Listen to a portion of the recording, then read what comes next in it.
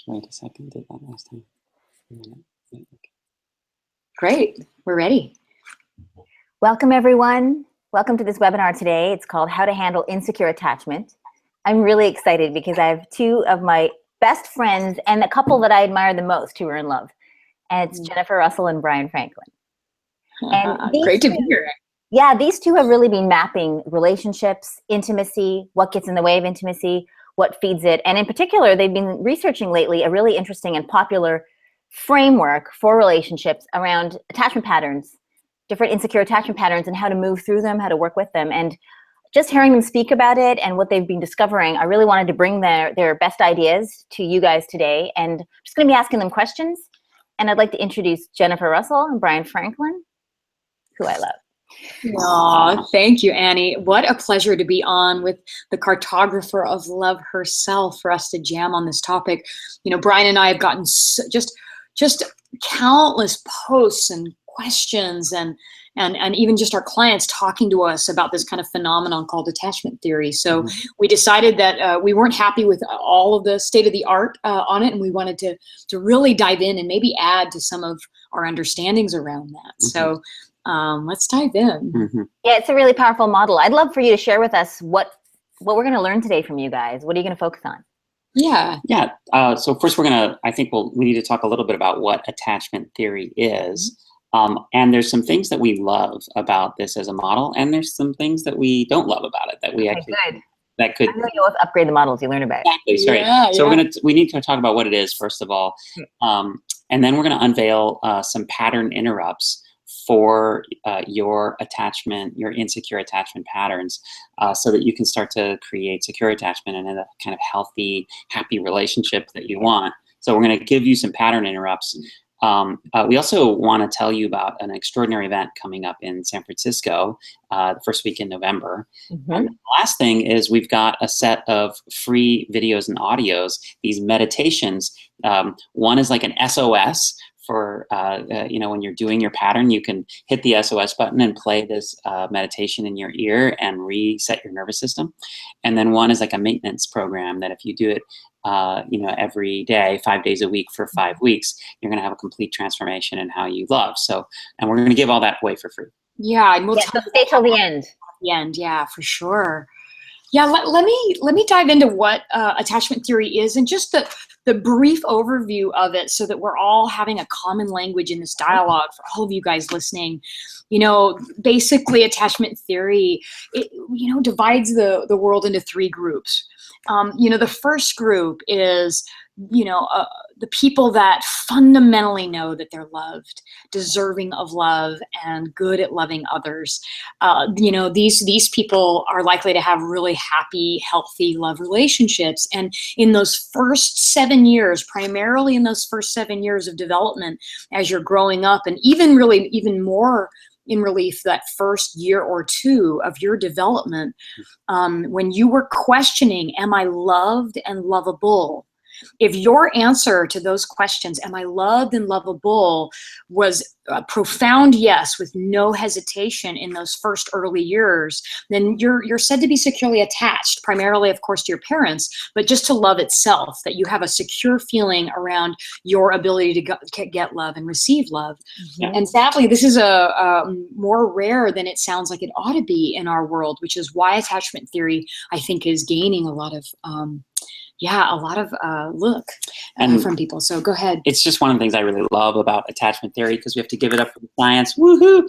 There's been a kind of an instinctual belief that the way we were loved and the way that we were parented as children makes its way into the way we love in our romantic relationships, and there's something kind of obvious about that.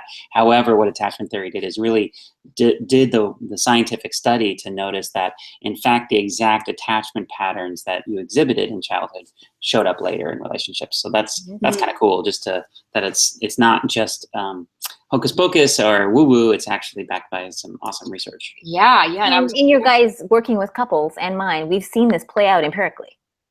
Oh, over and over. And here are the other two categories. Just as you watch, how does this play out? If let's say your answer to that question, am I loved or lovable, isn't a resounding, confident yes, And that's when you're the other two categories. So just really quickly, if you're insecurely attached tending towards anxious, that's one of the patterns. And, these people with the anxious patterning, fundamentally, they fear abandonment, and, you doubt if you're loved, and most of the people that have this kind of patterning, and see if you recognize yourself in this patterning. All of you on this call, look for where you might have some of this patterning and realize that it's a continuum, right? So you may not exhibit the real extreme versions of this pattern, but notice how even subtly you have some of this insecurity running your life and showing itself in your relationship. So the anxious pattern, they are trying to close the gap between themselves and those that they love, often leaving very little room in between. So the people they love often feel smothered, or that they come across needy or clingy. Someone who has the anxious patterning think that their love is threatened, like with really common behavior, like what we would some of us would consider normal, healthy, autonomous behavior, like, let's say, an anxious pattern person might fear abandonment and rejection if, let's say, I wanted to spend a weekend apart, or, maybe if I had a different interest. If we have different interests than our partner, an anxious pattern would be like, oh my God, they're leaving me because they don't like the same things I like, or even like sleeping without touching on a hot night because you're hot and you're not all the way cleaned up. They might then interpret that behavior as somehow rejection, and you're leaving me and I'm not loved, right? Maybe even not being in the mood, right? So if there was a night when you didn't make love, an anxious pattern might interpret that as you don't love me. So that's like an anxious patterning. That's some of what that looks like. So just look for where you might have taken a behavior, like how your partner not texting you right away, or sending you the email, or calling you on the phone. See if you've responded and thought you must not be loved, right? And that would be the anxious pattern. But let's look at the avoidant pattern, and then I want us to maybe tell some stories about some of this in our own life. But so the avoidant pattern, it's really the same fear, right? It's the same fear. It's the same, am I loved or lovable? And they still aren't confident about that answer, but they have an opposite kind of reaction to how they deal with the fear that they might not be loved. These people fundamentally fear being engulfed, right? They doubt if they can love fully, and continually try to create more distance between themselves because love isn't safe. They're worried about getting hurt. So it's actually safer for me to keep him at a distance than for me to vulnerably let him all the way in. And that would be more of the avoidant patterning, and so they love, and they often leave their loved ones with a feeling that they're aloof or standoffish. Someone who has the avoidant pattern, like, they might think that freedom and individuality, like their freedom and individuality, is threatened when their partner's just expressing like normal, healthy closeness, right? Like if you're avoidant, you might feel like your individuality and your sovereignty and your freedom is being threatened if your partner wants to interrupt you with like a little kiss when they go to work, right? Or maybe they want to spend multiple nights together. Oh my goodness, multiple nights in a row. This person is taking over my life, right? Exactly. Or wanting to drive together instead of be in separate cars, or wanting to hold hands, in arm in arm. And those behaviors, which we might consider normal, or someone who is secure might consider normal, they might have an alarm bell that goes off and says, wait a minute, this person is threatening my ability to be separate and free and independent. So I thought, Annie, before we get into stories, that we would do a little poll. Like, wouldn't it be fun to know, like those of you on this call, what do you see? So I'm going to put the poll up. And so it can be anonymous, right? They can just say, it's totally anonymous. We're just going to see who's anxious, who's avoidant pattern you have. So are you securely attached? You can select that one. You can select if you're more anxious or you're more avoidant. So go ahead and give them a little way to, like, a question to ask. Like, maybe the avoidant person is always like, give me space. And the anxious person is, why don't you want to hang out with me? Yeah, totally. And the secure person is, I'm good. Either way, it's all good. Yeah. And like, we all have been there in different parts of our life, but right now in a relationship, where is everybody feeling that? Are they answering? Yeah, they're totally answering. I'm going to tell you how it's going, and the numbers are changing. So go ahead and let us know. So far we've got about, let's see, what is it? 1%? Is that one?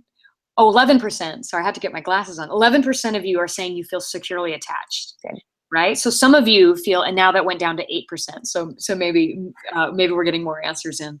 And then about 54% of you are saying you're anxious, right? And then about 33, the numbers are changing. 33% are saying that you're avoidant, right? So we've got some, the majority of you are recognizing some of these patterns. So I think this webinar is going to be really valuable. And it's, it's normal. So we're seeing like 60 to 30 or 65 to 35% anxious to avoidant, and that's because this is a webinar on love, and avoidant people, many of them are avoiding this webinar. So it's actually more in the population. It's more evenly split, for each and each. But if you congregate people who are wanting to think about, talk about, work on their love lives, there's going to be more anxious people than avoidant. Well, yeah, the avoidant people aren't going to show up. They're like, no way do I want to. They're married or dating the ones that are on the call. Right? Yeah, exactly. So, so I just special shout out to the avoidant people on the call for being here and not avoiding the call. That's awesome. Yeah. Do you guys have a couple minutes just to tell us, like, what kind of family of origin patterns usually cause anxious or avoidant? Is that something? Yes. In fact, we're going to dive into this super deeply, but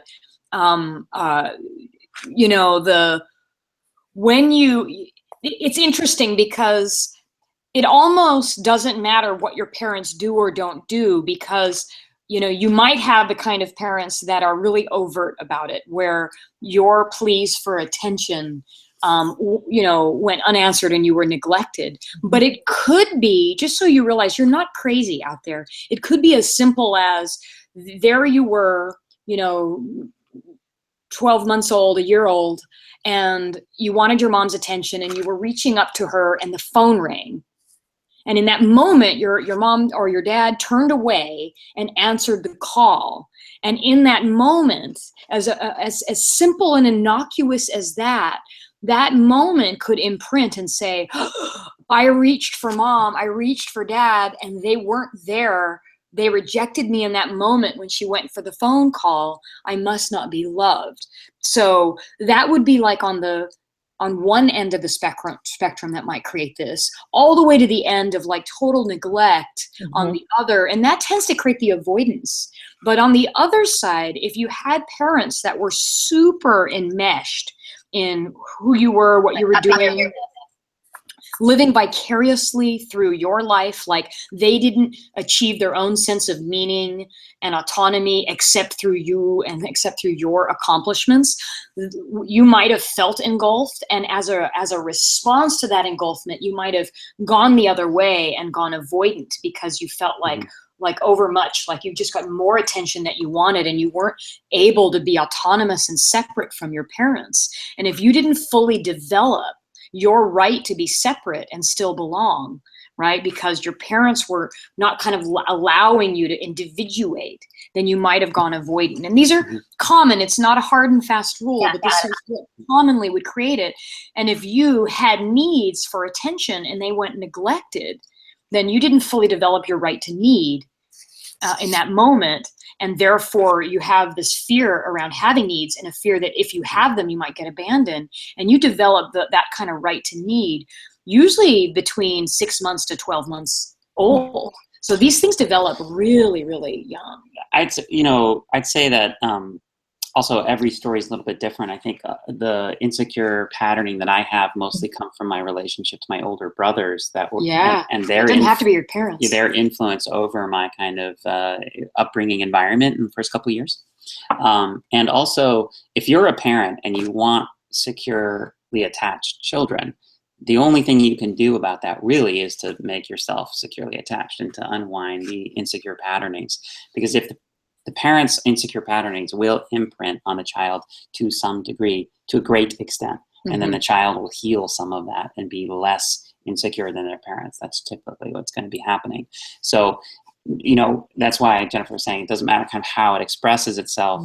What matters is that underneath, if you have an insecure attachment patterning in your relationship with your spouse and you have kids, your kids are going to imprint that as their story of love and live that out until they can transcend it themselves by doing our workshops or what, whatever they're going to do. But, getting support in some way. Yeah.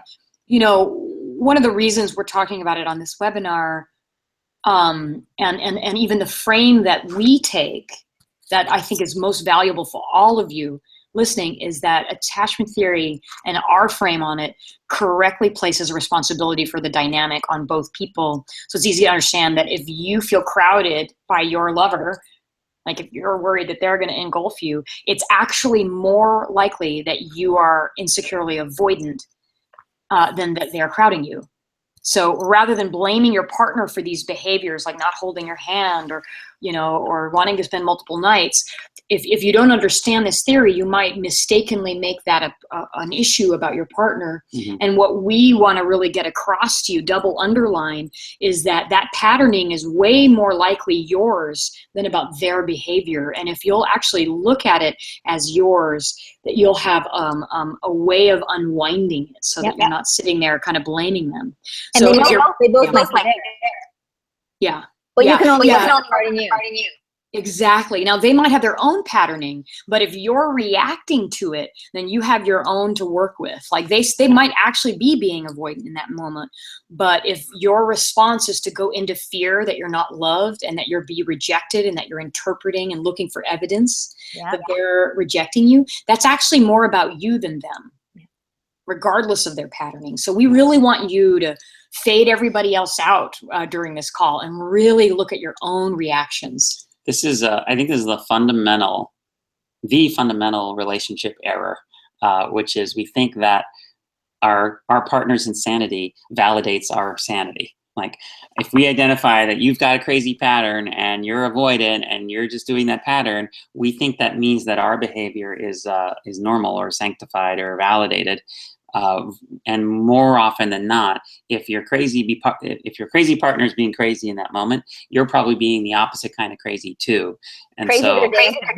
Yeah, exactly. Crazy loves crazy. So well, and anxious and avoidance make a perfect romantic pair. Tell us how it works with you guys. Yeah, let's tell some stories. Well, sure. So I think I'm more anxious than avoidant generally, and that's also been true with Jennifer. Although as we've been studying this, all these past avoidant moments, in my past relationships were flooding my memory. But I remember one particular moment where Jennifer was unhappy, and Jennifer's unhappiness was like it was a red alert for planet Earth. It was the word, like the fact that she was unhappy, I just couldn't really be with it.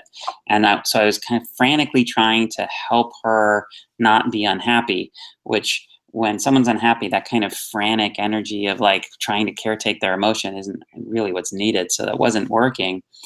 And I just remember she got frustrated. We were working on a project in the desert. She got frustrated and turned away and stormed away. And I think she'd asked, like, she's like, "Where's the ladder?" or something. And I'm like, "I don't know where the ladder is. I'll try and pull a ladder out of my elbow," or what, I don't know what I said. And then she just stormed away and she was walking away. And I remember feeling like the world was ending, basically. Like there was no way I was ever going to be loved again by anyone, Jennifer or anyone else. In getting a little bit of support and replaying that experience, I was reminded that what actually happened was Jennifer was just upset and walked away in the middle of, like, we all were busy and doing stuff. And all that extra meaning was just me adding that on. Yeah. And if I could relax and pay attention to what was actually happening, that gave me a chance to find the source of those feelings, because they were not being sourced by the incident with the ladder. Mm-hmm, mm-hmm. Yeah, I love that. It's so true. And I feel like how it sometimes will show up for me. And I feel like, a couple people have said, I just want to call out the chat box, that I've been both. And I feel like when you're insecure, there's a misunderstanding that you're either one or the other. And I actually think if you're insecure, you can be polarized by a particular partner into one or the other. So the more anxious he is, it would polarize me to be a little bit more avoidant. Or if he was avoidant, it would probably polarize me to be anxious. And, the way it showed up, I just remember, from time to time him wanting to like kiss me or say goodbye to me before he leaves. And like, I'm like in the thick of doing whatever I'm doing. And like, I just remembered a few times just being exasperated, like, why are you interrupting me? God, stop it. I'm in the middle of it. Just wait. It's like, I couldn't take 2 seconds or less to just stop and connect and like, just give him a kiss and say, oh, of course I give you a kiss. Goodbye. Let me look you in the eye and say goodbye and that I'll see you soon, my love. Like this doesn't take any time. And I remember watching my patterning get like angry or irritable. You're getting in my way. Like he was getting in my way for the half a second that he wanted to have like a kiss or something. And then that had me realize, oh, I'm being avoidant. I'm pushing away his love. And that actually doesn't have to do with him asking me for a kiss. It actually has to do with a fear that I must be having that somehow his behavior means I'm not free and autonomous and safe to assert and be separate. And so it's really nice to notice that when you have an exaggerated reaction to what would be fairly normal, that this is a time to see your pattern. This is time to take a closer peek. And Annie, I want to remind you to get really close to the mic. Some people are having trouble hearing you. So when you talk, just kind of lean in a little bit. I'm there. How's it now? We'll have our listeners tell us if does Annie sound better now? Anyone who's having trouble hearing her, you can let them know. Yeah. I love that story. I want to know what's going through your mind. Is there a story? Like he's out to do, like, how is he the baddie when he interrupts you? Oh, yeah. And how is she the baddie when she stomps away in the desert? Well, it's like she must not care about me. She must not love me. She's just so insensitive to my needs that I haven't expressed and that are, not even real. And she's just not caring about them. So you get hurt and heartbroken. It's a real feeling of loss of love. I mean, it's a real rejection, abandonment feeling in that moment for someone anxious. It feels more like fear than heartbreak. Got it. So unsafe and scared, like you're actually afraid that you're going to lose her.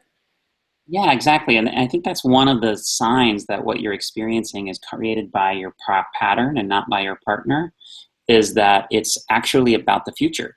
It's a fear about something that's not happening. So you're literally creating a scenario in your mind and then having an emotional reaction to the scenario you've created and then projecting that on your partner as though they're the cause, which has a reciprocal reaction on the partner, like an anxious person going like this, the partner goes like this, and then it just keeps reasserting itself. For me, maybe this is familiar to those of you listening, because I've heard a lot of women talk about this, but it's a fear of losing myself in the relationship. Like how often have you heard that one, Annie? I don't know if like women or men come to you and say, gosh, I get in this relationship and then I lose myself. And all the things that I loved about me start to blend and merge into my partner, my, who I hang out with and what I do and my hobbies and my career. And I start to get worried that I'm going to somehow lose me in all of that. And there's a fear of the annihilation of the self. And like somehow I'm less than because I'm merging and not like standing firm in like who I am and who I want to be. And there's a real fear of that, in a relationship. And I think that's the fear that when I feel a little bit engulfed by his attention, that I won't be able to individuate and have my own kind of freedom. But it's like that fear of losing myself that really is in relief. Now it comes in my head, like you're the bad one, like, oh, you're so needy and clingy. Like, can't you just grow up and stop being a little child, like pulling out after mommy's dress, like, pulling on me for attention and sucking the energy. Like some of the words are like, God, he's sucking all the energy away from me and like needing me. And like, I want him to be whole and complete. And why can't he be whole and complete? And that makes so much sense. I really do think it's him. In those moments, like when I'm in my dunce kind of self and I'm not actually present so that I'm running my own patterning here and really thinking it's true that it's him, I think he's the one that is got a hole and he needs to fill that void and he's being needy. And my reaction is, of course, anyone would react that way. That's another thing. There's a anyone would feel encroached on. Wonderful projection pattern there, because the avoidants tend to say like, God, why can't they be whole and complete? Yeah. But it's actually their own lack of whole and completeness which has them receive that way instead of open and caring about your partner's actual need. And similarly, the anxious pattern projects like, why don't they care about me? Aren't they sensitive to my needs? But meanwhile, they're trampling all over their partner's needs to be alone, to have some space, right? Yeah. So it's just wonderful how those projections work. I always get a kick out of it. I want to draw in a comment from someone who's chatting to us right now, Annie, that says, because this is good, this is relevant. I feel, this is from Maren, I feel that society acknowledges and even applauds the anxious type more than the avoidant. It's considered romantic and loving, whereas the avoidant is called cold. Spoken from the avoidant perspective, haha. So maybe a little admitting that they might be avoidant. But like, is there a societal like romanticization? Like, are we romanticizing the avoidant? I think avoidant men are romanticized. I mean, sorry, the anxious. And anxious women are romanticized. I think, like the rugged loner, who's like, goes off on his own. I'm going to war, honey. I'm, sacrifice all attachments for my mission. I think that's kind of romanticized. And then and David Deda's work, if those of you are familiar with that kind of, he creates a lot of polarity and a lot of gender roles that are really kind of strict or specific, where the men are supposed to be kind of on the avoidance side, right? But I think you're right. An avoidant woman will definitely could have the label of being cold, and an anxious man is like kind of a mama's boy or something like that, So when those two get together, nobody's sexy. But anyway. I would love to know any misunderstandings that people have around this theory. Well, when we started studying it and we looked at the book Attached and many of the other sources, one of the things that came up for me was it seemed like the advice was to find and date a securely attached person, and that was going to be their solution, because if you dated someone who was insecure, then they could never help you with your insecure patterning, so you were just kind of screwed. It was almost like the advice that everyone should date someone richer than them or something, and it just didn't. You better be whole and complete. Yeah, it's like you shouldn't even date if you haven't already fixed this pattern in you, and don't date anyone that has that pattern. And so nobody would be dating anybody. I mean, nobody would be in a relationship if we required everybody to already be either healed or only date those that are secure, because there's so few. Especially because the pattern itself tends to blame your partner for your own pattern. So you're going to project anyway. So I just didn't resonate with me that the solution was just to date someone secure. Also because I've noticed there's a lot less insecure patterning in our relationship, almost none after 8 years, than there was when we met. Yeah. And, I don't know, I might have given us a 40 or, 30% insecure when we met, and now it's down to like 3%. And so there's this other way of resolving your insecure patterning by taking responsibility and partnering with your partner on the secure attachment itself. And so that one misunderstanding of like, you kind of have to choose a partner who's already fixed versus actually get on the evolutionary bus with your partner and both of you transcend your patterns. Yeah, what better container than to have your partner love you in the place that you're not loving yourself. Like if you're worried that you're not loved or lovable, having a partner, just even the evidence that they're sitting there, even if you don't love every ounce of their behavior every day, they haven't left you yet. You're in this relationship. Just their very presence sort of disproves that you're not lovable. Yeah. And that is a powerful thing. So that's misconception number one, is that when you flip to the book on what do you do about it and only date someone secure, to me, no, you do get together. And somebody asks, well, how do these anxious avoidants even get together to begin with?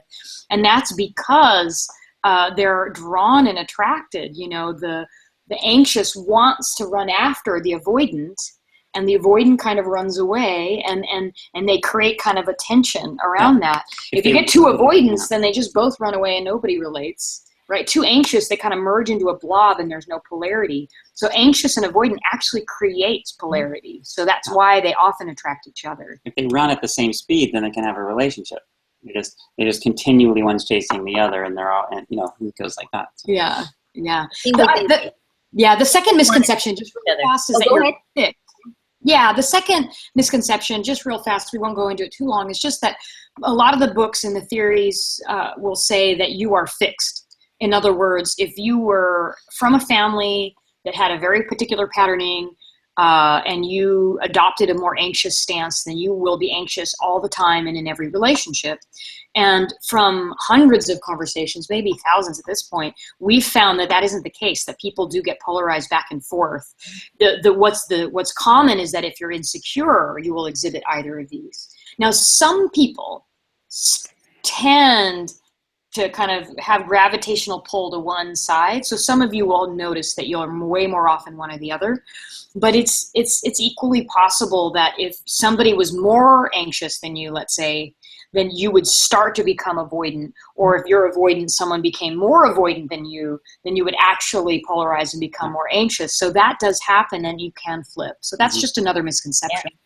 Yeah. If someone knows that they're insecurely attached based on what they've learned here, what's the first thing they can do? What do you recommend? Yeah. Well, the first thing is to focus on the moment when your insecurity, whether it be avoidance or anxiety, is asserting itself. Focus on that moment and realize that the uncomfortable feeling that you have in that moment, which you think can only be resolved by your partner. Like when she was running away at the ladder in the desert, I thought that Jennifer had to stop and come back towards me in order for my feeling to be resolved. Mm-hmm. Right? So the first thing is for me to realize that uncomfortable feeling is caused by my pattern and has nothing to do with the action that Jennifer just took, which really is to distinguish my feelings from her actions. Those are two different things. We relate to them often as the same. Like, I'm angry because you did that thing, and you did the thing, which means I'm angry, and there's no way of separating those two. So when you realize those are two different things, you realize you can't really trust your conclusions. If you have fear-based conclusions, like if you're an anxious patterner, know that if you think they don't love you, or they're not spending enough time with you, or their commitment is wavering, or you don't feel their loyalty, if you have any of those conclusions, don't trust them. Stop and realize that, well, some of that conclusion might come from my pattern and not from my partner. Mm-hmm. And then when you're feeling, the way the pattern works, the way insecure patterning works, is it takes normal ebbs and flows of relationship. Like if you take a normal, healthy relationship, you're going to go apart and together, and apart and together, and it'll just it's like a normal flow and cycle. Yeah, it's going to take the normal signs of a normal relationship and label some of them like with warning bells that something is wrong. So the first thing is, when you hear a warning bell in your body, like an emotional warning bell, realize it's probably not a warning bell. There isn't probably something wrong at all. It's probably just your patterning. And that separation allows you now to feel the pattern as distinct from the partner. That's step one. Yeah, I just want to double underline that, just for like it's a profound thing that I love that you shared, Bryan, which is distinguish your feelings and reactions from your partner's action. Like if you get one thing from this webinar, and we're going to continue, but that is so key, that you don't make your reactions the truth. You actually look and fade them out and look at your own patterning and go and distinguish how you're reacting from how they're behaving. And that is just like the very first step. It's so key. It's so important. And you know what happens, I think one misstep there is people will close their heart and say like, oh, well, I'm kind of separate from you, and it doesn't matter what you do. You're not affecting me. And that's not really what we're talking about. No, that's just being avoidant. Yeah, exactly. What happens when you realize that your partner's actions are separate from your feelings, the the thing to automatically arise is compassion. Because in that moment, if I were to see her upset and running away, and realize that whatever these feelings are just my patterning, and it wasn't caused by her actions, suddenly I'm like really concerned for her. Like, oh no, she's actually in distress, and I have compassion for her feelings. And this woman that I love is like triggered and not being the version of herself that she wants to be. So I want to hold space for that. So that one way that you've separated it is that you start to have a natural compassion for your partner and their behavior. Yeah. And that would be more normal in a love relationship. This is somebody that you love and care for. If you see them in distress and fear, a normal, secure patterning would be to care about that, to want to help them. If he's, wanting a lot of attention, and I'm thinking he's being needy because he's wanting a little kiss, instead of actually deciding that that's what's the case, I realize, oh, he's worried. He's worried that I might be leaving him or running away. Let me just give him a little reassurance. And it would occur to me to do that if I'm not reacting out of my patterning. And if I am reacting out of my patterning, it'll occur to me to make him wrong, or to call him clingy or needy, or to be afraid that I'm losing something. But his wanting love for me doesn't have anything to do with me losing my autonomy. Those things are very separate. So to separate them is really a really good first step. Yeah, causation. Yeah. Also, when you guys are in your pattern, or anyone, we often feel overwhelm or terror. It's like life or death in the nervous system. It feels like that. What do you suggest people do? I mean, they can't really bring compassion if they're in terror. Whether in my business, I'm getting overwhelmed by your intrusion, or you're abandoning me. I feel no love from you right now. You must hate me. You're going to leave me. How can they go from the terror, life or death moment to compassion? Do you have some handholds?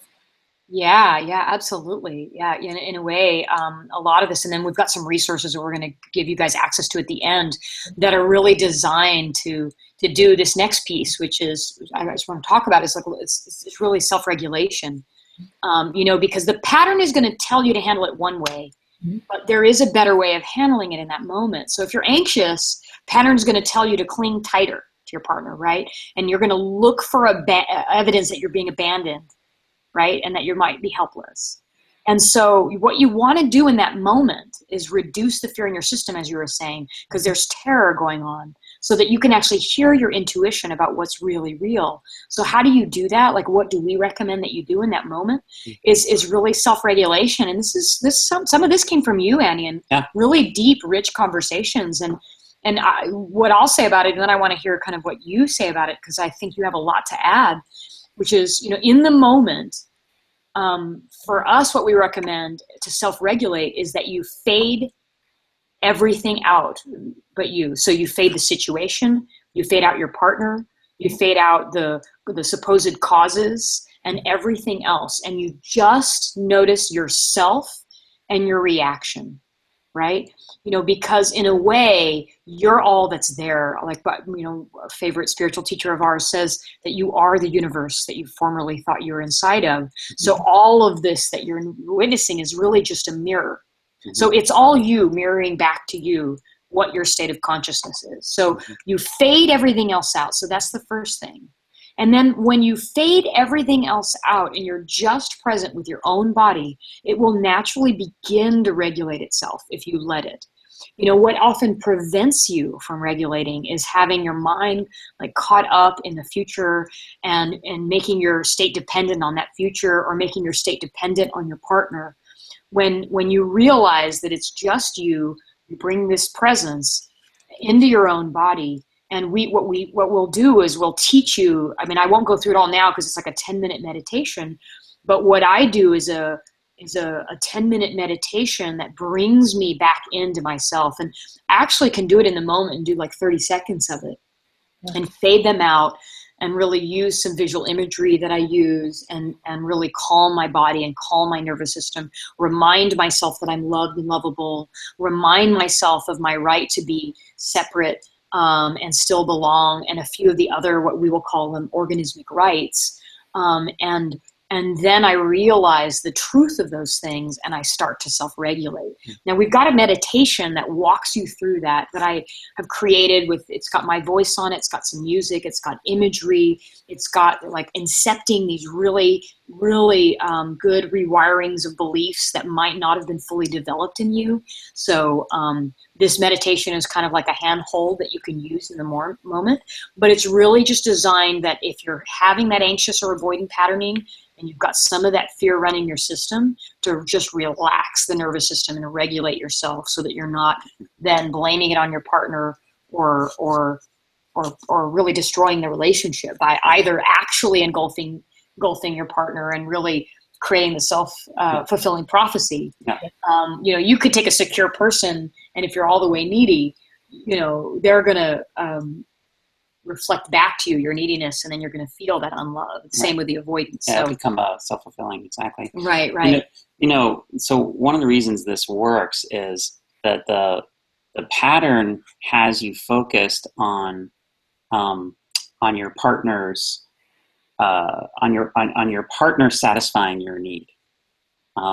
So you like the body actually naturally self-regulates itself, and what stops that is when your mind separates from that. You get a separation in your body and mind. Yeah, your mind goes to the future, right?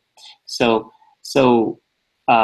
if you change your priority from I need my partner to satisfy this thing to instead of trying to get my partner to do a different behavior right now, I'm going to try to get my nervous system to settle and self-regulate.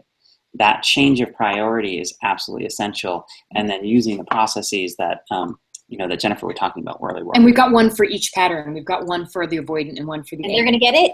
And they're going to get it. Yeah, we'll tell you kind of towards the end how to access it. So earlier we said you can't really trust yourself. In this moment, you really can't trust some of your conclusions. And so how can you tell the difference between your pattern telling you bad information about your partner's intent versus when it's actually your intuition telling you the truth about your partner's unspoken inner world that maybe is problematic? Like, particularly if you're avoidant and you're with an anxious person, then, obviously you're doing your avoidant pattern, they're doing their anxious pattern. And like you might be right about some of that. They might be pulling away from you, and your intuition might be correct in sensing that. Yeah, exactly. So how do you know the difference between correct intuition and the pattern, right? And one thing that you should know is that intuition never speaks to you with a fear voice. So when you have fear in your system, you cannot accurately tell the difference. But once you self-regulate, and instead of trying to ask yourself, wait, is this them or me or what's going on while you're all dysregulated, regulate yourself first, drain the fear from the system, and then you actually can hear your intuition, and then it becomes trustable. Because your intuition's always trustable. You just can't hear it when you've got fear running in the system. So I got a great definition for intuition. It's your already successful future self leaning back in time and whispering what to do next. Yeah, exactly. I love that. And so your already successful future self is not afraid. So it doesn't freak out. It doesn't go like, oh my God, they're leaving you, run. It doesn't say stuff like that. So if that's what you're hearing, you need to quiet down, and then your intuition might say something more like, it's possible that this isn't the right relationship for you. But it won't be afraid, even if it reaches that confusion. Two more things I just want to add to the regulation story. Yes, please, because you have a lot to share on this. Yeah, no, you guys totally nailed it. What we're trying to do is help the individual create and generate safety for themselves instead of relying on their partner to give them safety. If they do something, then I'll feel better. So finding a breathing practice that grounds you, anything, Vipassana, Anapana, some breathing practice, you have to get out of, you're having a feeling, and then there's a story about the feeling. And the story has a narrative that has justification, explanation, or blame, or reasons. Mm-hmm. Anything that has those narratives, characteristics, you're in the story about the feeling, not the feeling itself. The only way to get safe is to actually go in, through your breathing, feel your body, and find the feeling, which is a set of sensations in your body. Which is so much easier to do when you fade it all out, and all that you're left with is you and your feelings. Yep. So true. Feel your body for the feelings, find out where they are, sit with them, maybe ask what they need. I mean, I've noticed for especially the anxious type, if you ask yourself when you're overwhelmed or angry or scared, what do I need right now? Fade everything out and then handle that need. Like take care of it as if you were the parent of your little child. Mhm. That is the fastest way to get self-regulated, generate your own safety, and be a grown-up adult to meet your partner in adult space instead of regressed child space. Yeah. Yeah. So I love what you guys are saying. I do want to know, like, Yeah, go ahead. do you have any specific advice if someone knows that their partner is avoidant or anxious? What do you recommend they do? I mean, everyone's probably already figured out what their partner is. Do you have recommendations? Yeah, for sure. And first of all, I wanted to say that the corollary to that, what do I need question, what are my needs right now? For the avoidant. For the avoidant is can be, where am I needed? Where am I needed right now? And that can shortcut that avoidant, because it's like you realize, oh, I actually do have commitments and loves and I do want to meet, and I also don't want to meet this fake need, that's being displayed by an anxious pattern. But so yeah, if your partner is exhibiting one of these patterns, the first thing is to make sure that you are not triggered by it, and then you can love them in it. You can be compassionate. First of all, I would when they're not triggered, I would talk to them about self-regulation.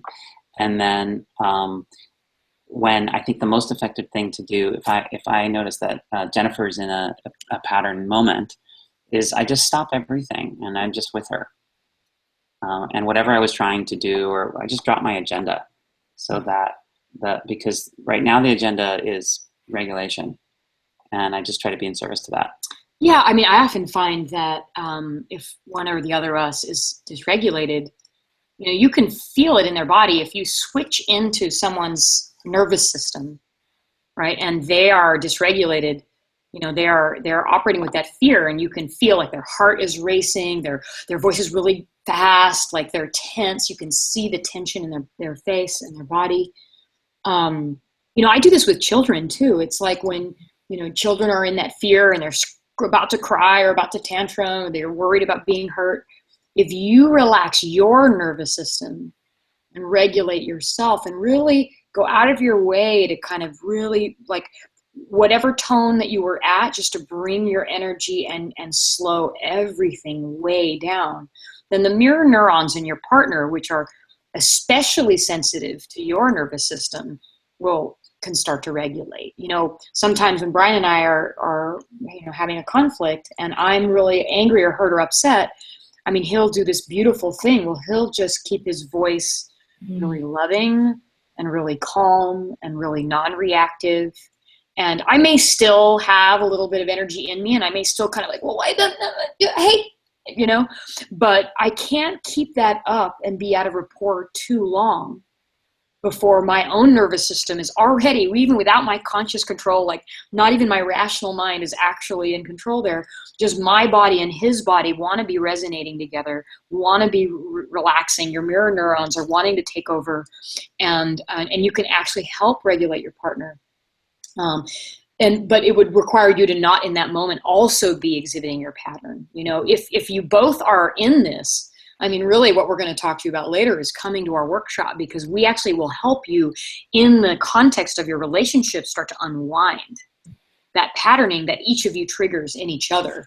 Because what happens is you'll escalate, right? One person will engulf, the other one will run away, then they'll feel more rejected and feel more clingy, and then the other one will run away farther and get more angry. And you can actually create a really nasty escalation cycle, as many of you probably have noticed. If you've dealt with these patterns at all in your lives.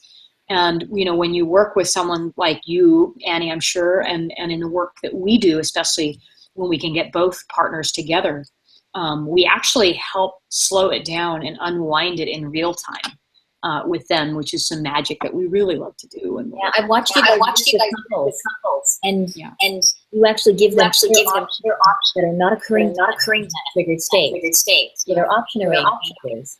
And they have another way to respond that never would have occurred to them otherwise. And that's what I find. And a way of seeing them, you can't hear your partner saying, well, you're just being avoidant, you're just being clingy. But having a third party who's outside of the dynamic, who has no vested interest, whose nervous system is regulated, give you insight into what's happening, you automatically are able to listen and give that voice credibility, because you don't have the kind of trigger with that person that you would your own partner. So it's just so valuable to have that. We suffer too long alone in our relationships. In general, we could spend way less time if we would take advantage of people like us and you and some of the technology out there that's designed to help you do this by giving you that third party perspective to help you see your way out of it. And having someone give you those handholds is so important. And we're just not taught to take advantage of that. We think we need to solve it all by ourselves. But a little small investment of time and energy can save you decades and a lot of destruction in your relationship, frankly, because these patterns really can take root. And you can nip them in the bud quite easily with, a little outside help. You guys know that I specialize in conflict resolution. It's what I focus on, even though I call myself a love coach. And that's what I really love about your work, is you've realized that that's the money place to focus. Because if you can help them with that, you can help them do all the other things they want to do in their relationship. I'd love to hear more about your ideas on conflict resolution and how people can learn more about it. I mean, you guys have some powerful frames and models that I've never seen anywhere else in all the books I've read. Mm-hmm. Yeah, I mean, the overview is that you can't solve a conflict with the consciousness that created it. So, and if conflicts in your relationship are horrible and you don't want to work on them, I mean, you really need you need a way of raising the consciousness so that you can have conversations that might be conflict in a way that feels great. Mm-hmm. Yeah, and I think we have a unique opportunity when we're in a relationship to take a look at the conflicts that come up, to be mirrored back at, because, your partner, you show both the best of you and the worst of you. And so they have like a front row seat. And that conflict usually is like your dharmic kind of theme that you came into this world to look at and to heal. And so to us, you need an effective process that's, one, effective at resolving the conflict for good, not just repairing the hurt feelings, and doing the whole thing over and over again, which some stuff that's out there in the realm of relationship really is only good at this first part. Like, how do we restore ourselves back to at least, being on speaking terms without actually changing the pattern itself? So we're still going to do the pattern. We're just going to get better at, saying sorry after it occurs. Right. And so a good resolution process would actually repair and restructure the relationship so you're not having the pattern show up. So that's number one. I mean, number two, you want a conflict resolution process where both people get their needs met, which isn't lopsided. Often we want to say, blame one or the other. It's like, oh, this is yours. You need to work on this, or this one's mine. That's your stuff. That's your stuff, right? And so that was both your stuff. And it's always both. We love Bert Hellinger, and for those of you that might not have heard of him, he wrote a book called Love's Hidden Symmetry. And we're just big believers that a conflict, you can't have a conflict unless both people are actually in it. And there's a hidden symmetry that's present, that's creating the reactivity. Otherwise, one person would just be relaxed while the other person is going through it. And so you really need to get both parties and both needs looked at and met in that conflict, and not have it be one-sided. And anxious, if you have an anxious pattern, you're in the habit of disguising or hiding your needs and then complaining that they're not getting met. And so if it's typical that an anxious, insecure person in the conflict just like tries to meet the needs of the other person and then avoids getting their own needs met. And so whatever conflict resolution, and then they actually pride themselves on being better at conflict resolution because they're like, oh, I don't need anything. We've given you what you need, and now we've resolved the conflict. And so if that person's needs aren't getting met, though, then the conflict resolution actually doesn't work. It's not. It comes back again. Yeah, it comes back and again and again and again.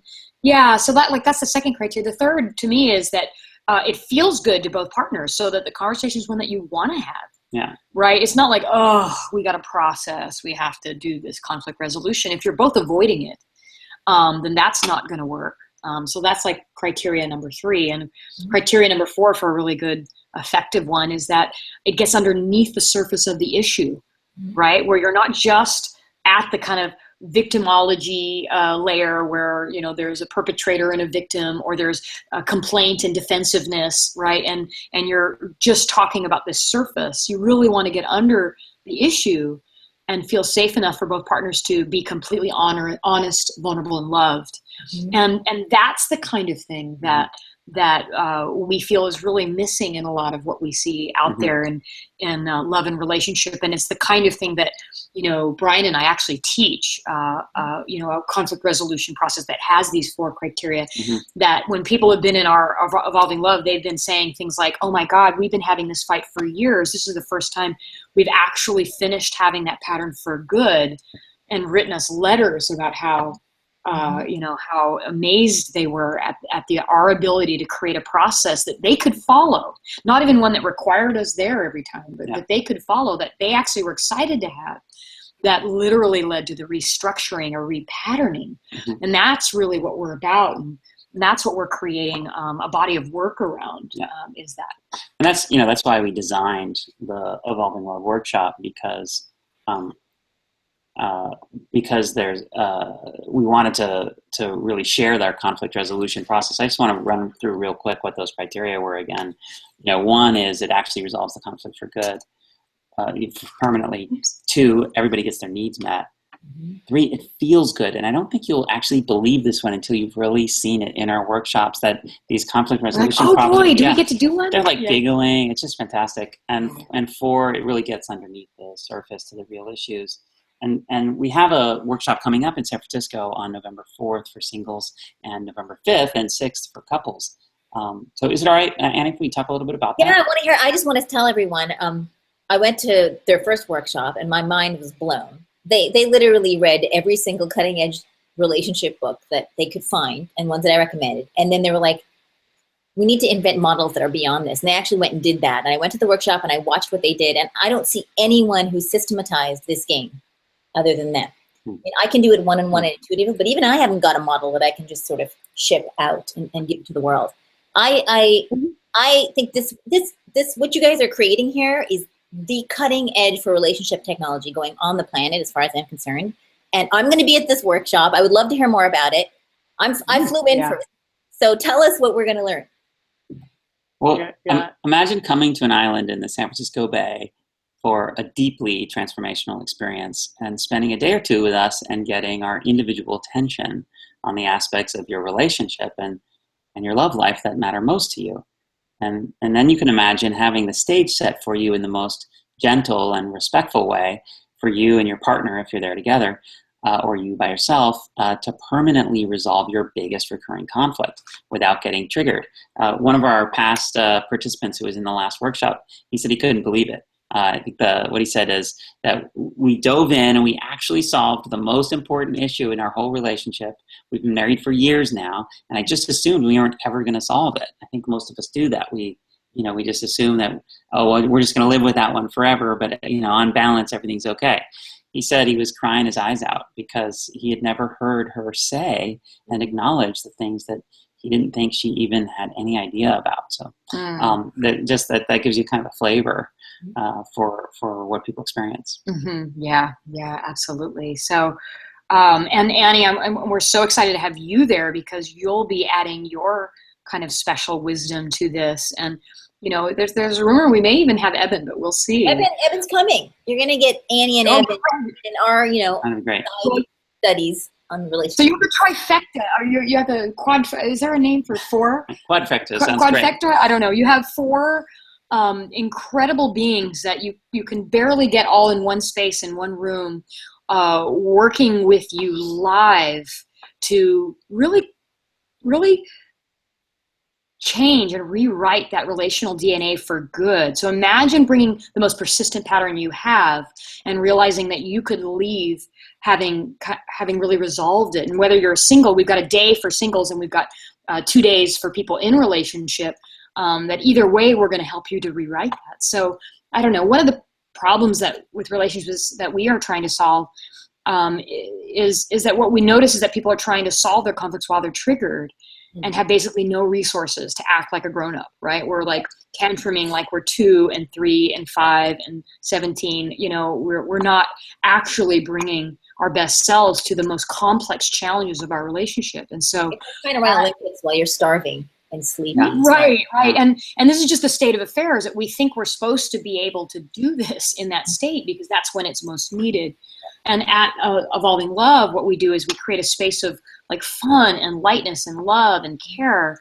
And from that space, right, anything is possible. And when you have people that are just weavers and magicians at creating that, even in the face of your trigger, then, you know, you're going to be able to source some of your own wisdom from it, but you're also going to have the wider perspectives of, you know, the 4 of us. And, you know, several couples in our last retreat were giggling and laughing as they were talking about topics that previously they thought were taboo. Like they just couldn't even bring up these subjects without it feeling, you know, painful and horrible to them. So, you know, we have this system for resolving conflicts and doing some of the inner work too, as an individual if you're single.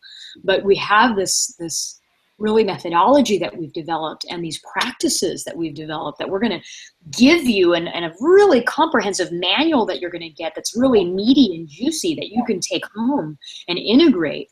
And almost every couple from our last retreat said that they were actually able to solve their biggest conflict and felt that it just wouldn't come back. And that was, you know, just in the few days that we had them at the retreat. I was there and I wished Eben was there because I thought maybe we could have solved our biggest conflict.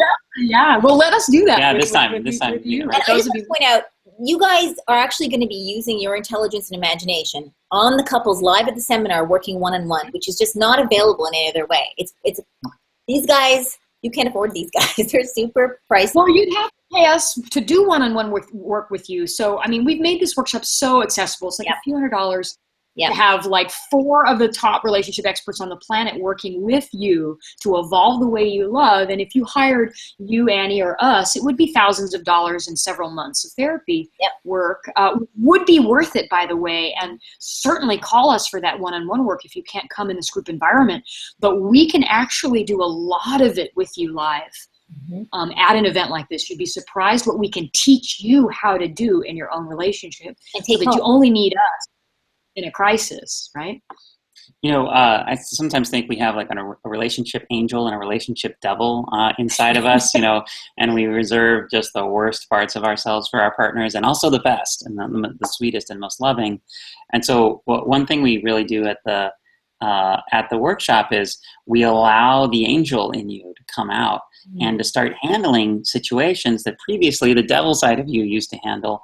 And we also, you know, soothe and relax the fears and concerns that led to that devil side even existing in the first place, so they don't come out so destructive and difficult. Because if the angel in you starts to be more in charge of your relationship, and just everything gets more creative and beautiful and sweet, and that's kind of the environment that we create. We teach you how to coax that angel out in the situations that previously you let the devil be in charge of. So that's another way of thinking about it. Yeah. Can you tell us more about like what's actually going down? What are the actual workshops, the days, some details of what they're going to learn, so we can. Yeah, totally. So it's November 4th. We're going to spend 1 full day for those people that are not currently in a relationship. Because what we found was some of the content and some of the focus is slightly different if you're in a relationship than if you're not. There's some things that aren't relevant to you if you don't have a partner that you're partnered with, that you're working out a conflict with, because you might be single at the time. So we're going to focus 1 whole day just on you, preparing you to do the inner work that you need to be like as evolved as you can be, to set up your relationship from the get-go, right? And then 2 full days, as you know, for those of you in relationships, working on it, working through some of the patterns that you see in real time happening in your relationship. So that's some of what we're going to do. So some of what you're going to learn. So 1, you're going to practice. We're going to give you 3 evolutionary conversations that will raise the consciousness of your relationship. And these are incredible. We don't just teach you how to circle the drain and be in the muck, which a lot of therapists will kind of keep you in. We actually help you to raise up and out by being in the inquiry of really high quality practices and conversations. So we're going to teach you literally like step by step how to have those conversations and what those are. 2, we're going to learn more about what to do when your partner is, when you're triggered, right? And how to de-escalate without giving up your truth, right? Where you're not having to self-betray in order to de-escalate, which a lot of people feel when they're trying to, okay, let's just get everybody to relax. Let me just tell them what they want to hear. We're actually going to teach you how to de-escalate in a different way. So that's number 2. And that's an incredible skill to have, whether you're in a relationship or not. 3, we're going to design your ideal love story and practice embodying it together with your partner. We're going to kind of custom create the context or vision for your relationship. And this is such a beautiful conversation to have both with your partner and just to have as the context you want to bring to your next relationship if you're not in one, right? Next 4, we're going to resolve once and for all your most painful recurring patterns. So actually maybe not all of them, but we'll take one, let's say, bring one. And you'll notice that if you can resolve that one, the rest will be easy because we're going to show you how to do it for yourselves when we're not around. So we're going to resolve that one once and for all. 5, we're going to make sure your resolved conflicts stay resolved so that it's not just a Band-Aid, right? How do we actually do a more permanent install of this new kind of relational DNA, as it were? And so we're going to teach you how to do that. And then we're going to talk about why being good at conflict resolution. This is something that I think you'll talk about a lot, which is why being good at it is the way it's normally taught can actually hurt your relationship. Yeah. And then how actually to use it in such a way and really want to get good at it in a way that'll help your relationship, right? Instead of doing it in the ways that are actually hurting, let's teach you the ways that actually make you good at it and create that crucible for your transformation. Yeah, I've seen taught people how to get their conflict to be in service of their intimacy. We actually get excited in our relationship to help ourselves resolve them because we just see that they're the source of a lot of our growth. It's like the next line of development of me being a more evolutionary human being is inside that last conflict. And rather than our relationship feel really heavy, like we're processing, it's like an inspiring dialogue of 2 people wanting to help one another grow. And that is available to you. It can be taught, but you're not taught. So it's no wonder that we're not in our relationships knowing how to do this. But and it's not that we're fetishizing conflict. No, on the contrary. For me, it's happened many times that after we resolved a conflict, after I've resolved a conflict with Jennifer using the process that we use, there's actually a part of myself that I love more fully and appreciate and am more grateful for than I wasn't even aware of, I didn't even know existed prior to the conflict. So it's like this conflict resolution has this quality of continually discovering more beautiful parts of myself that I didn't know existed. And, imagine if conflict resolution had that quality for you. Yeah. And even above, is conflict resolution is only a small piece of what we're going to do. We're also going to help you detect your partner's highest evolutionary path and learn how to guide them to it. So imagine being like both the student and the teacher, the guide and enlightened one, and the kind of supplicant to learn to surrender into your partner's kind of knowing. Both those roles, I think both people in relationships should hold. And we're going to teach you how to detect what that path is. What is the developmental piece that your partner needs? And how can you lovingly guide them to it so that they become the person they've always dreamed of being? Right. And then lastly, we'll transcend the normal cycle of complaint and defensiveness. Right. We've talked about anxious and avoidant, but it's only one of the many, many patterns that people do. Another really major one is complaint and defense, complaining and defensiveness. So we're going to give you like a path to transcend that. That's money. So I also want to tell you how you participate, because it's in a way it's much more than just a day or a 2-day workshop. And first of all, the way to participate is you want to click on the button that we're about to give you. Oh yeah. So that you can go, because we have $100 discount for you that we're going to tell you about. Oh, great. Just for you guys. So in a minute you'll see a button that says register now. Yeah, there it is, right on the right. You want to click that button so you can start to register. And And then the very first thing you'll do is you'll get your love profile, which is a transformational experience in itself. It's a way of getting feedback from your partner, from your friends, and even from your ex-lovers, if you're so brave as to use it that way. We really recommend you do, to completely see how you are in a relationship and as a evolutionary relationship in a different way. And this has been, and we got emails from people who get their love profile. They start to fill it out and they say, already I got my money's worth. I got the whole value of the whole program, and I haven't even shown up to the first day. It hasn't even started yet. Love profile. Exactly. And you want to do it now so that you can get some feedback, and so we can go over it, either in the day or soon or right after. Yeah, exactly. And so the second piece is the 1 day deep dive for singles and a 2 day deep dive for couples. That's November 4th or November 5th and 6th. And you just get lots of practice time with both your partner or without your partner. You get practice time with the comfort of strangers. Some conversations, it's better if the first couple times you have it, you actually practice with someone who you're not as triggered by or whatever. So we give you that practice, and you get lots of focused one-on-one guidance from Jennifer, from me, of course from Annie, and from Evan, because they'll be there too. And really through everyone there, it's just an amazing supportive environment. Yeah, and you're welcome to come to all 3 days. So if you're wondering, oh, I'm single, can I come to the couples one, because there's so many skills and tools that I want to learn for my next relationship, then absolutely yes. Lots of people do, yeah. Yeah, and lots of people already have signed up and are going to do that. And then there are some couples that are like, oh, can I come to the singles day and learn, some of the inner work that I need to do, because that's super valuable. So you can do both. So please feel free to come to all 3 days, but we are going to focus on those 2 groups in those 2 days. Yeah.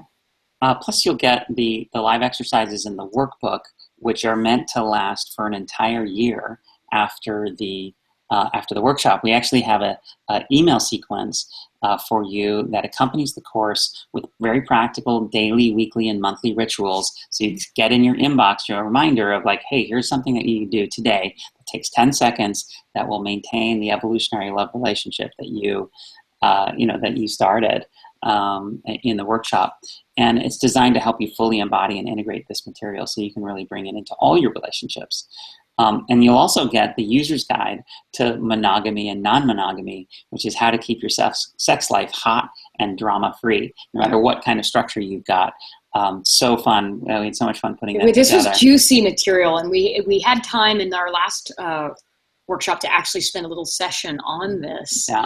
And it's just something that we'll eventually write a whole book about, but you're going to get the kind of the initial guide to that, which is really fun, because all of this talk of relating, there's also the whole realm of like the sex life that you have and the love that you're creating on a physical level, and like how can you make that hot, right? Because a lot of people complain about what happens in your relationship when you start to lose that spark, and what do you do? Well, we have a lot to say about what you do to create that spark. So and then once a week we can do office hours too. So once a week we're going to be available for weekly office hours on our Evolving Love Facebook group to give you more one-on-one support as you go on. And you'll get to belong to a community of like-minded seekers and lovers who can not only learn from, but you can also share your experience with. So that all of that's included in the workshop. You get the love profile, the in-person days, the manual, the email sequence with this practices every week and month and quarter, and then of course the office hours as well. Yeah, and it's like we wanted to make it super accessible. We've done high-end retreats that were thousands of dollars. Our one-on-one coaching, if you were going to pay us, would probably be $7,000 over the course of 5 or 6 months. And it would be totally worth it, because there's no better investment that you can make in the quality of your life than to improve the quality of your love and your relationship, because it changes everything. But instead of taking 5 or 6 years of traditional therapy or 5 or 6 months with us one-on-one, we're asking you to kind of spend a couple, 2-3 days, an incredible investment.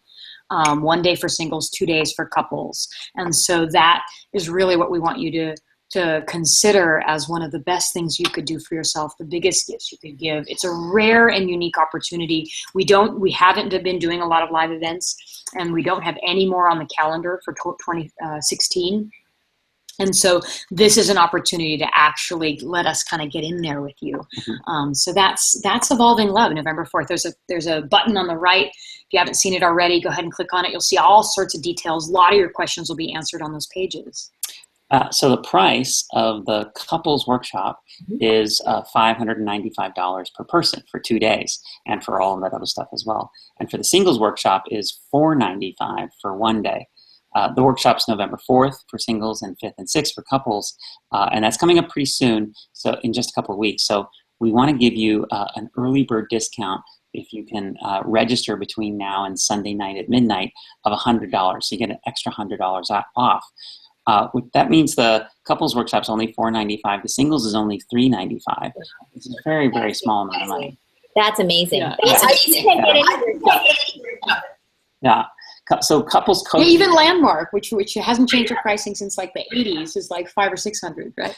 Yeah. Couples coaches, therapists, counselors have been really reaching out to us to learn what we're doing because they see the results. And this is what one professional couple counselor had to say after taking the workshop. I have this here. I feel like I've been waiting for this information all my life. My lens of what a relationship can be has widened and expanded. I now have a definition and a knowing of what an extraordinary and evolutionary relationship looks like and feels like. And I know the way I do relationship and the way I work with my clients is forever changed. And that's what we want for you. Yeah. Yeah. So just take us up on this offer. Spend 3 days with us and see if we can completely evolve and change the patterns in your life that are creating issue for you and evolve the way you love. Like deep dive with us in this dialogue. You'll be in a room full of evolutionary lovers asking themselves these questions. So we'd love to have you with us. And we also, want to give you access to some of the resources that are totally free that are going to help you with the self-regulation and a maintenance routine that's designed to rewire some of the underdeveloped beliefs that are likely at the core of why you have your anxious and avoidant patterning. The organismic rights by Wilhelm Reich really discovered these as meaningful developmental phases that people went in. And what we've done is created some exercises and meditations that help you to rewrite and really develop, like almost like reparenting yourself so that you have a more developed organismic set of rights, like the right to need, which a lot of the anxious people don't have a fully developed right to need, so they get needy and clingy. Mm-hmm. And for the avoidance, they don't have a fully developed right to be separate, to be independent and still belong. And that right to be independent, if it's not actually developed, you'll continue that patterning. So just, we're going to give you access to that just for coming to this webinar.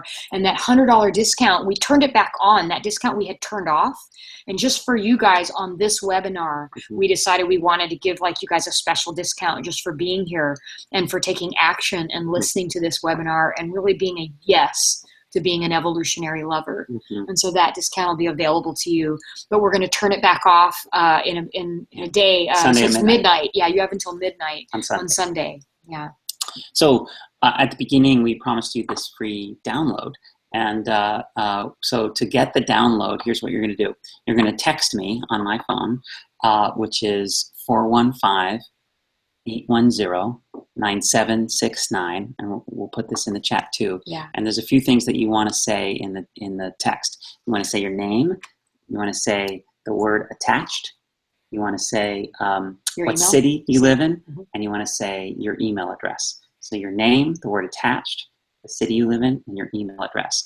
And the number again is 415-810-9769. One of the reasons why we want you to text us is that I'm going to give you the link right in your text on your phone. So you'll have it on your phone, and when you get triggered, you can remember that you have that and play it on the phone. Either listen or put your headphones in and re-regulate yourself. So we want it like instant access so that you can really use it. So again, here's the number. It's 415-810-9769. Text your name, the word attached, city you live in, and your email address. And I just put that in the chat window so that you do it. And so do that. And if for those of you that are out of town, we had a couple people when we were sending them this resource said, hey, I'm international. Do I have to do this? You can also email us and request this via the same email that invited you to this webinar, and that's Bryan and Jennifer at california-leadership.com. You don't need to remember that because it should be in the email that you received to give you an invitation to this. But in case it wasn't, Bryan and Jennifer at california-leadership.com. Either of those will give you the resource, either texting Bryan or emailing us. Please take advantage of that. You've listened to this. There's some amazing resources. They're free. Enjoy. Yeah. So this meditation helps you regulate. Self-regulate. Crazy. You know what's fun about these is that these are actually literally the words that Jennifer and I have been saying to ourselves to heal ourselves out of the last bits of these insecure patternings. Mm-hmm. We notice that we're like, oh, I'm feeling that pattern, and then we go and we kind of talk ourselves through something. And so what we did is just put a microphone and talked you through exactly the same thing that we used for ourselves that has been working for the last several years for us. So it's really intimate to be sharing this with you. And Jennifer, we use Jennifer's voice because her voice is so amazing. Thank you.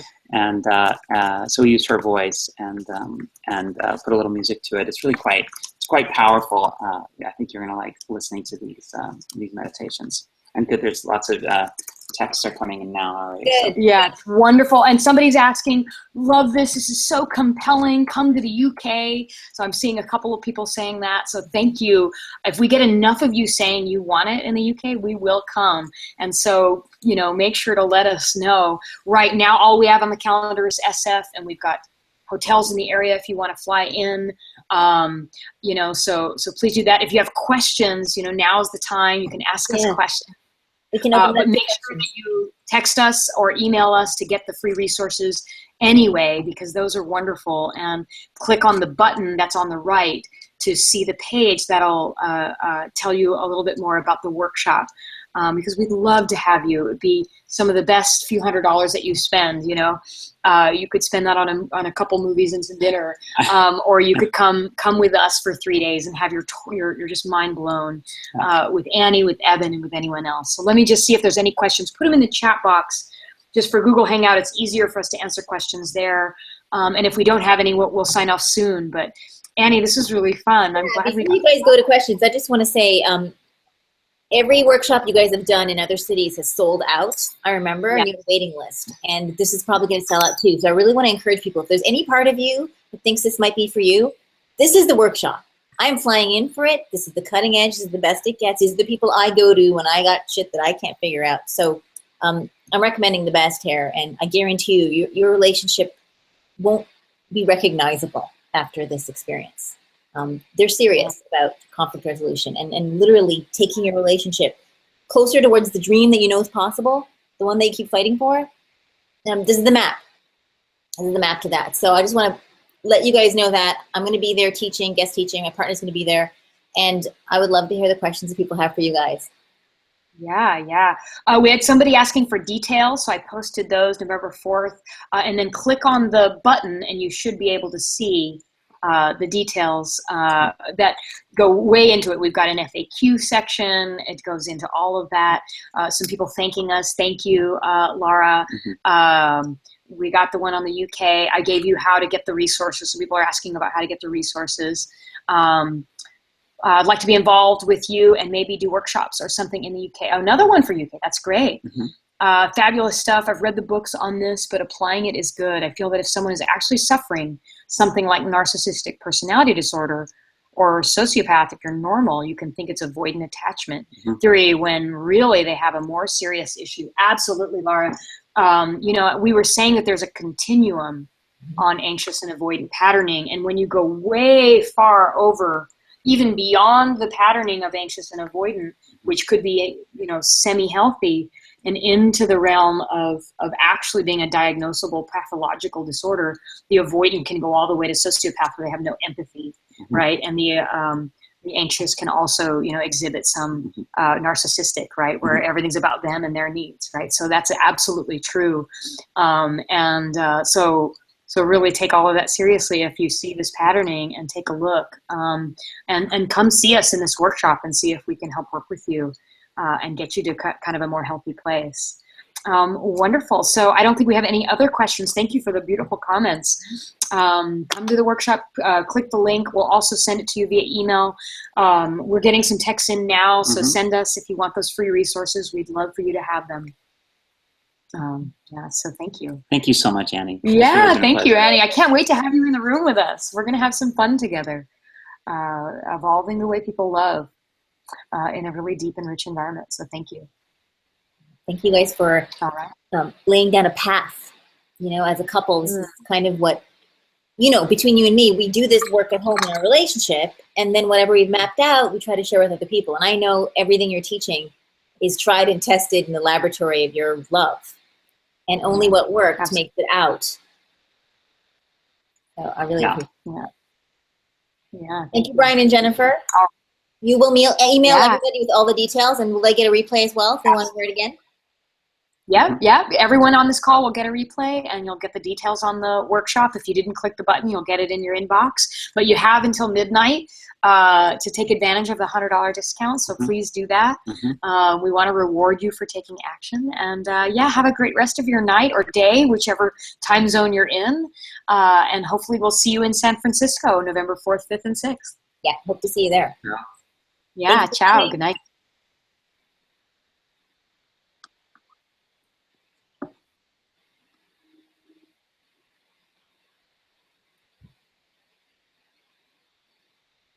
Left today.